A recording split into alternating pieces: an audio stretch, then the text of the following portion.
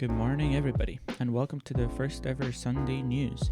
Today is the 10th of January 2021, and starting off, we have all experienced the screen door effect. Whether it's the original CV1 or the Valve Index, we all have it in some way or another. But researchers from Facebook Reality Labs and the University of Arizona published new work exploring the use of high-speed mechanical display shifting to help reduce the screen door effect seen in today's VR headsets. This new research uses two piezoelectric actuators, which together with the display move 120 times per second in a 10 micromillimeter circle in non-redundancy mode and 480 times per second in redundancy mode. The non-redundant mode moves in a way that fills in the spaces between the pixels. You could see here on this picture on the right, but the redundant mode, on the right, moves to fill in the gaps and changes to correct the color that should be there if a pixel existed. These are the only two ways of movement that are mentioned in the paper, but the researchers have said that different ways could be employed depending on the characteristics of the display. Now, if you look at the results here, it does look like the screen door effect is greatly removed, but the non-redundant mode looks like it makes the image a lot brighter, while the redundant mode reduces the screen door effect and sharpens the image, which is very impressive. However, since this is a paper, I have to say that this is not a confirmed feature of any new upcoming headset, but could be in the future, so hold on tight. Moving on to our second story, Spark AR, the makers of AR software for creating camera filters mainly used in Instagram, have released Spark AR Player for the Oculus Quest, letting developers test their AR creations in different environments that they may not have access to, like large open spaces because, quarantine, and museum exhibitions or other attractions. You can see in this GIF how it works. Well, it doesn't support video or microphone input and AR tracking using your face or hands for obvious reasons. It still allows for testing gestures like pinch or tapping.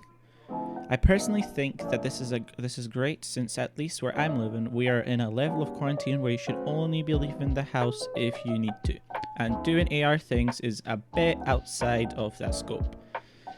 This also just overall helps with how quick filters can be developed, since you don't have to leave your house every single time you want to test whatever filter you're making.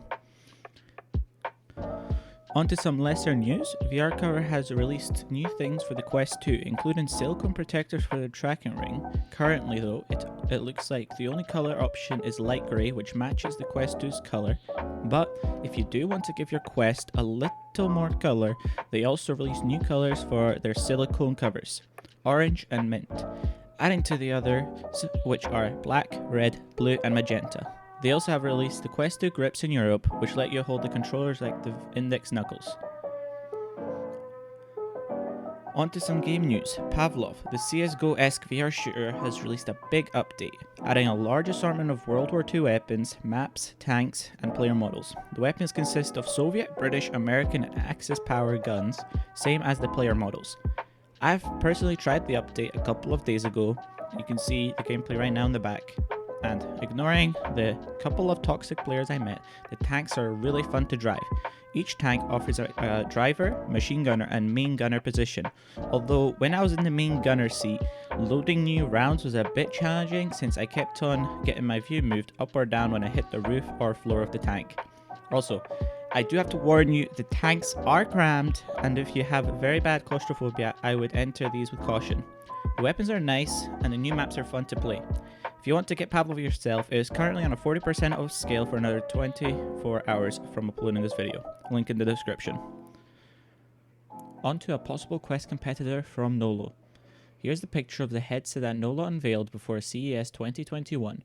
While we don't know a lot about it, what I read up is that this headset will use two cameras and sonar-tracked ultrasonic positioning technology. This headset will also come with a different configuration, for example colors, different displays or other things, so you may see it coming in bundles with phone contracts at some point in the near future. Another leak for a Quest competitor is from Movision Tech. From this image, we can see that the headset looks like the Quest 1 with what I can guess is a battery pack at the back of the head strap. Since I can't read Chinese, I will guess what is written here, but if you know Chinese, correct me in the description. The first thing we can see is a Qualcomm XR2, which is the same chip used inside the Quest 2. Further down, I can see that this headset will be using 8GB of LPDDR5 RAM, which is really fast, and 128GB of storage. The screens are 2160 by 2160 fast LCDs, which I'm not sure what is the fast LCD, but what we know is the headset will use LCD panels. The headset will have an FOV of 96 degrees with a 200-degree tracking space. This headset does sound like a very good Quest competitor. Let's just hope it does not cost more than the Quest 2 unless it has other features. The last bit of VR tech news I have is new SteamVR trackers from Tundra. The Tundra makes chips that are used in devices inside the SteamVR tracking ecosystem. Luke Benno, the Tundra Labs founder, has said that the trackers are expected to be 60% smaller, use 50% less power, and have twice the battery life when compared to the Vive Pucks. They will also cost less than the $100 Vive trackers, with extra discounts and bundles, meaning that all you full body thotties can buy 3 trackers for cheaper. You can also see from these pictures that the Tundra use a USB-C port, so thumbs up for that. There is no scheduled release date for these trackers, but a Kickstarter will be run by Tundra Labs, which is planned to start this month with deliveries later on this year.